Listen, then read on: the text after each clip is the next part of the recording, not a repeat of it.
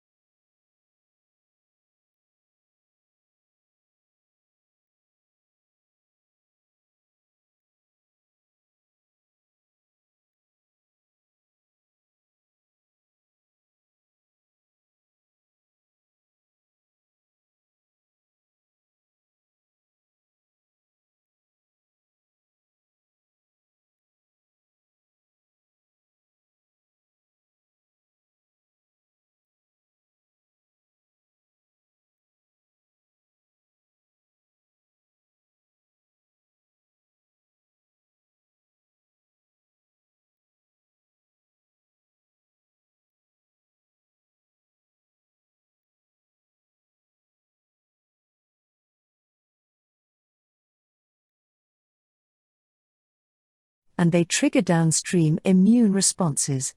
So, you can kind of think of them as the hormones of the immune system. They're triggered and then they stimulate a bunch of other immune responses that are more specific to that pathogen.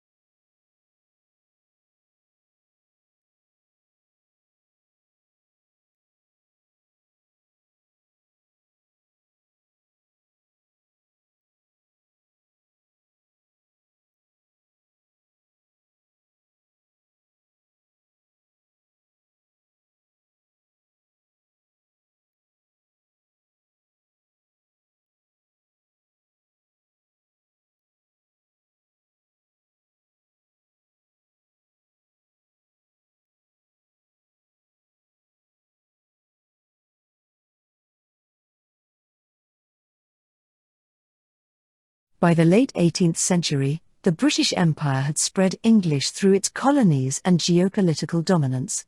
Commerce, science and technology, diplomacy, art, and formal education all contributed to English becoming the first truly global language. English also facilitated worldwide international communication.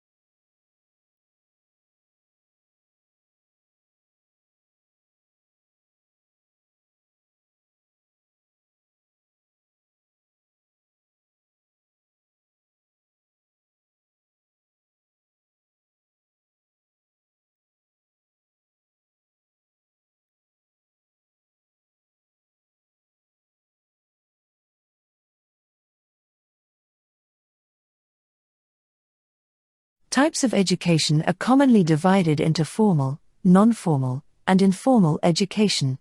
Formal education takes place in education and training institutions, is usually structured by curricular aims and objectives, and learning is typically guided by a teacher.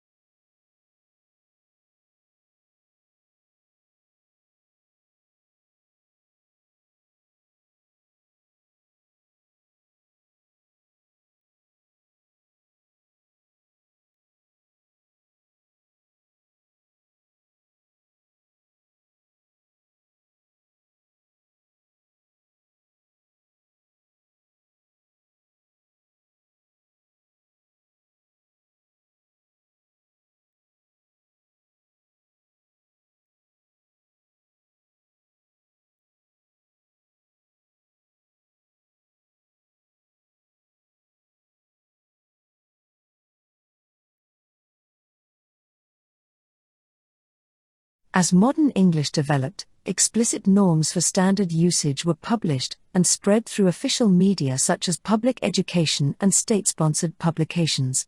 Within Britain, non-standard or lower-class dialect features were increasingly stigmatized, leading to the quick spread of the prestige varieties among the middle classes.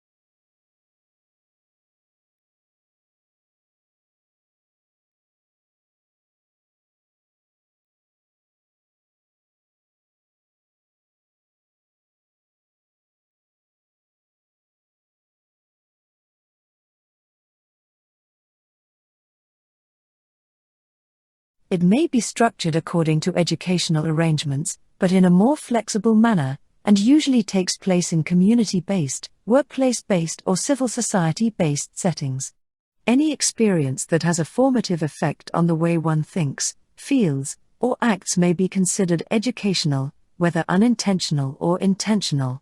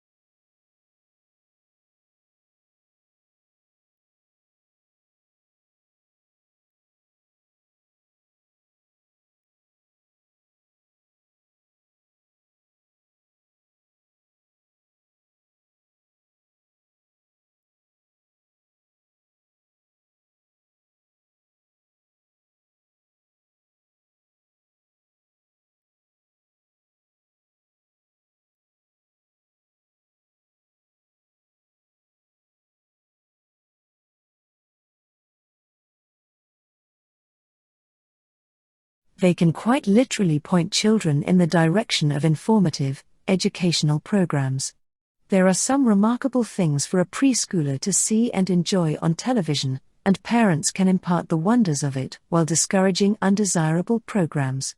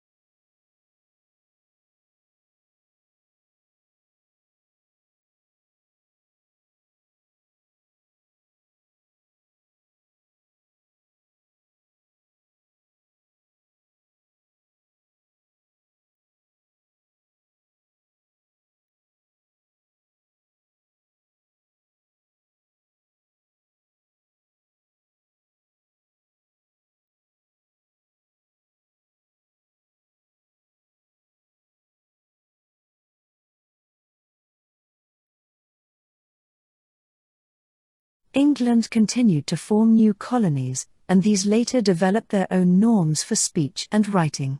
When they obtained political independence, Some of the newly independent nations that had multiple indigenous languages opted to continue using English as the official language to avoid the political and other difficulties.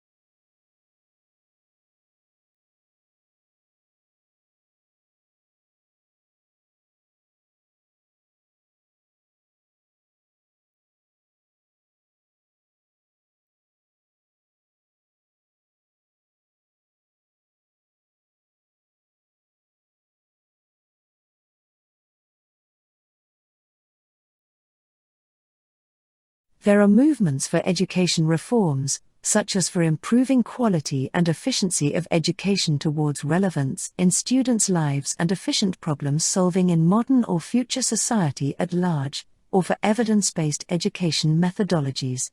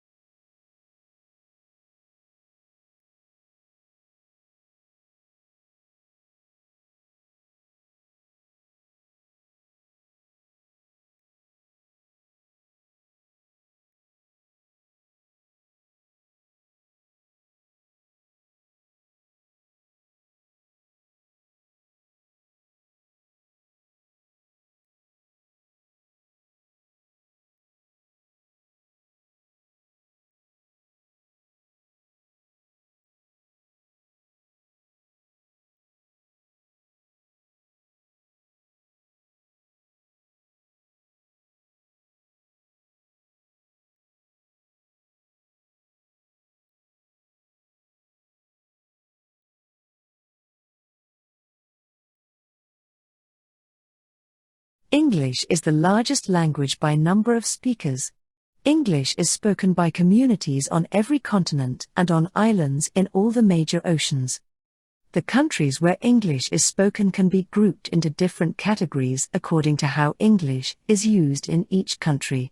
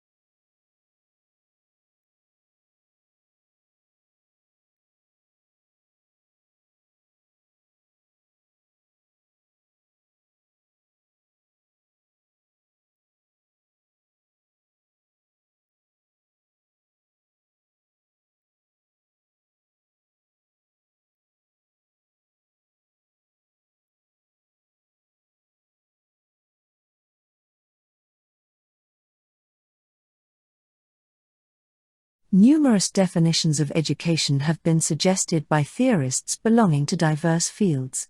Many agree that education is a purposeful activity directed at achieving certain aims, especially the transmission of knowledge. But they often include other aims as well, such as fostering skills and character traits.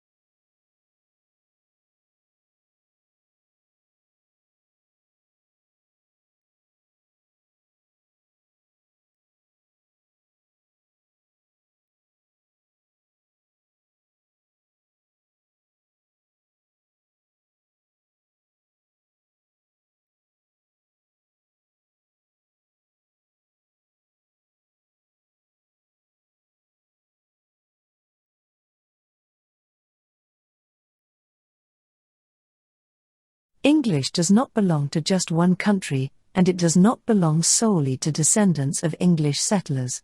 English is an official language of countries populated by few descendants of native speakers of English. It has also become by far the most important language of international communication when people who share no native language meet anywhere in the world.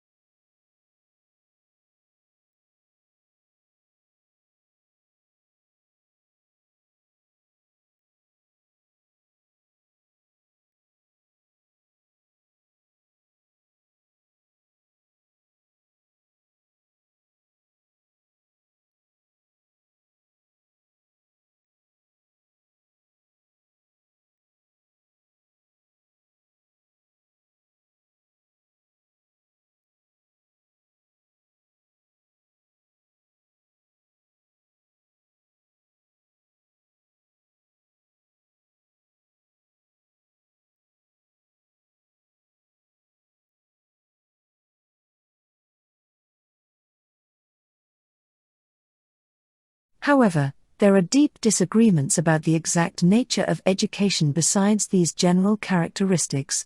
According to some conceptions, it is primarily a process that occurs during events like schooling, teaching, and learning.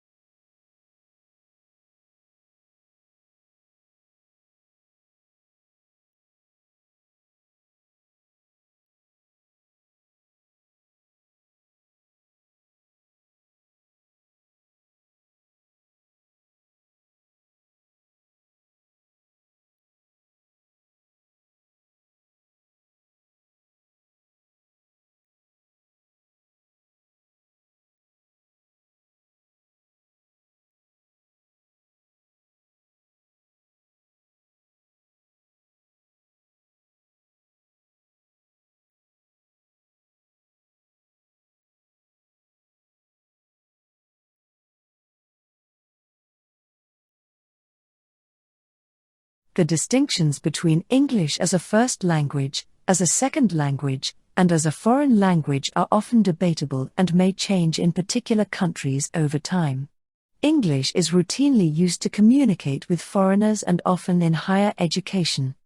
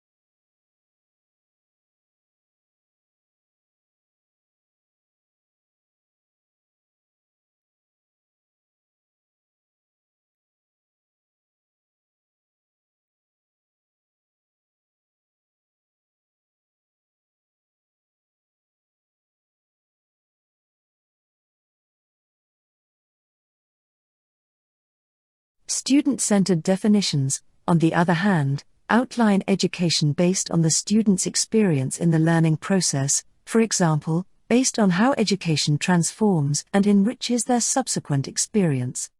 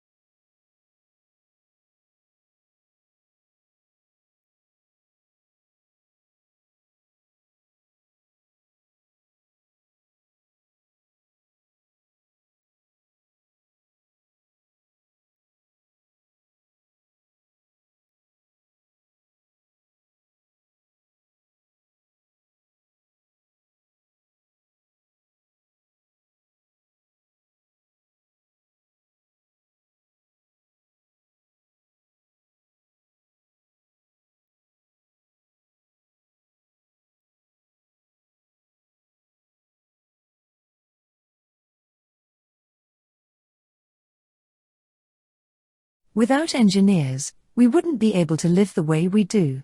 No street lights, no TV, no computer display, no house lights. Engineers design and build all these things, and they also design, build and run the electricity systems that power all these light sources.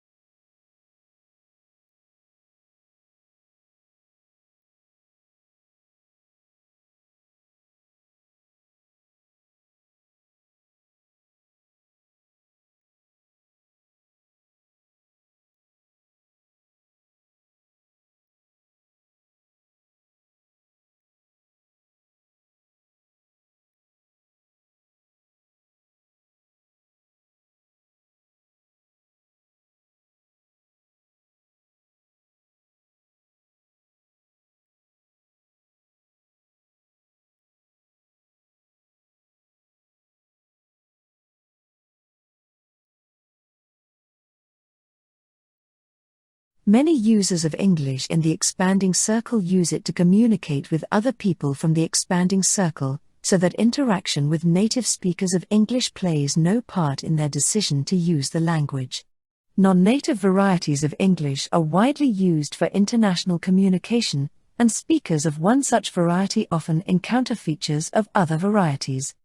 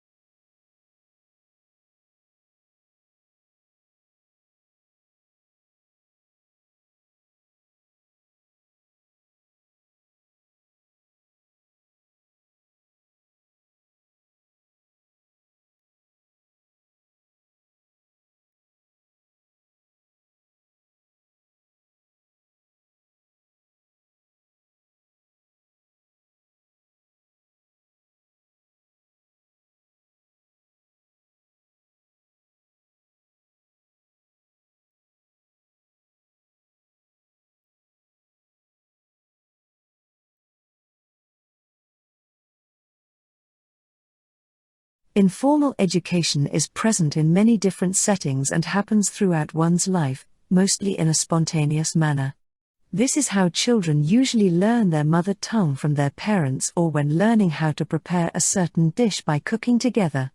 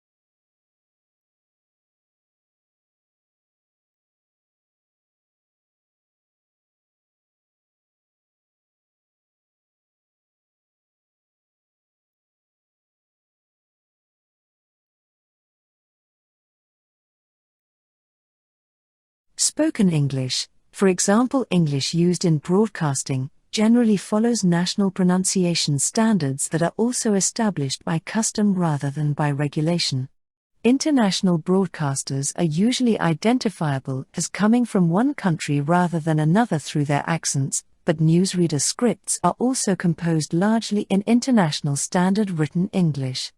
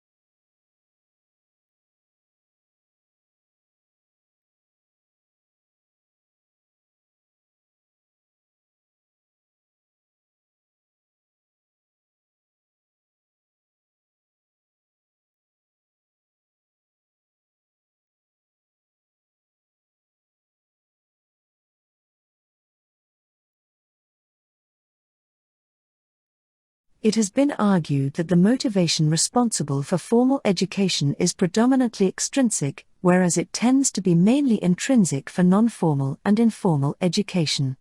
The distinction between the three types is normally clear for the paradigmatic cases, but there are various intermediate forms of education that do not easily fall into one category.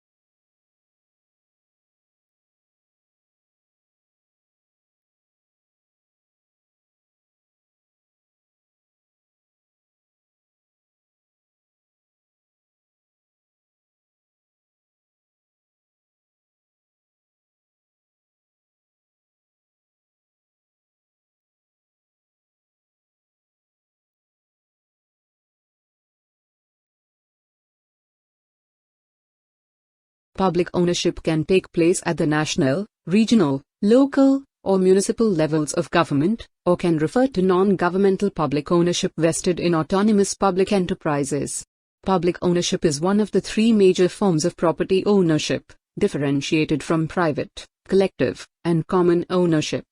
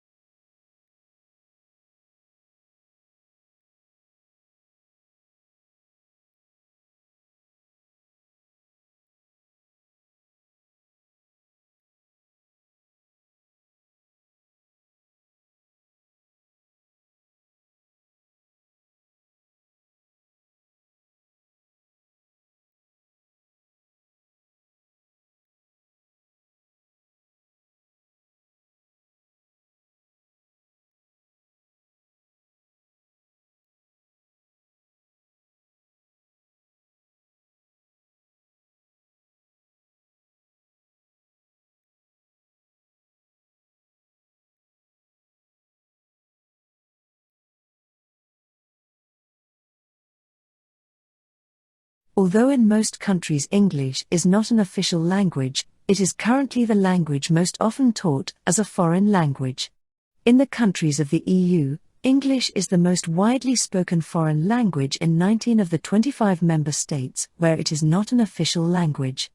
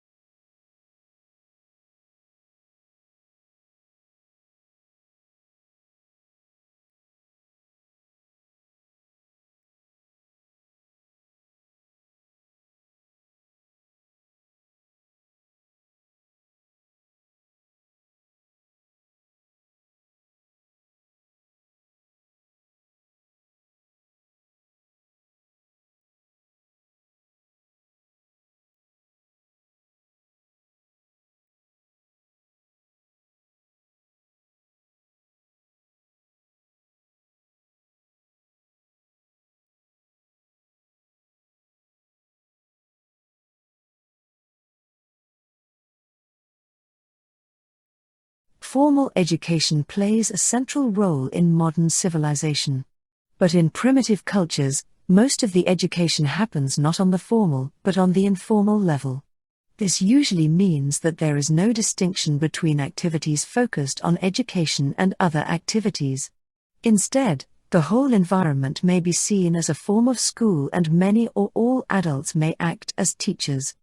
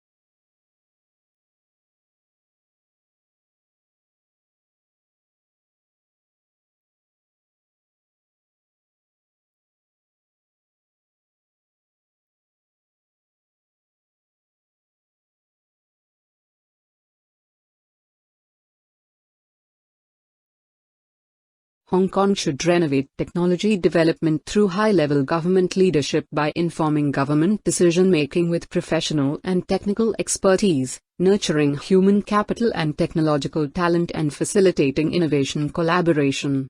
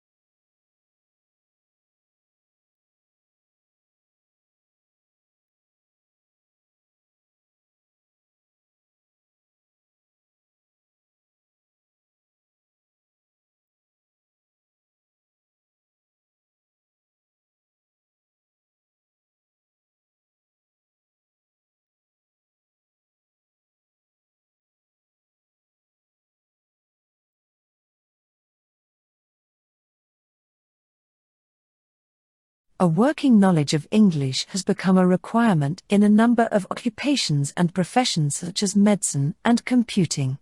English has become so important in scientific publishing that more than 80% of all scientific journal articles indexed by Chemical Abstracts in 1998 were written in English, as were 90% of all articles in natural science publications by 1996.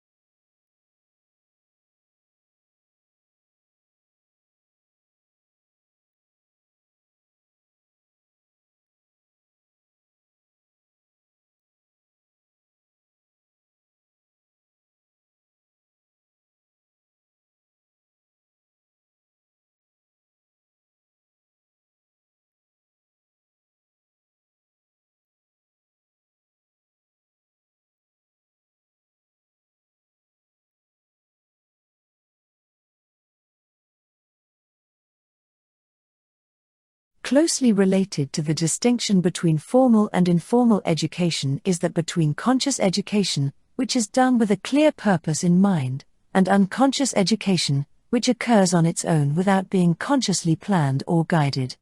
This may happen in part through the personality of teachers and adults by having indirect effects on the development of the student's personality.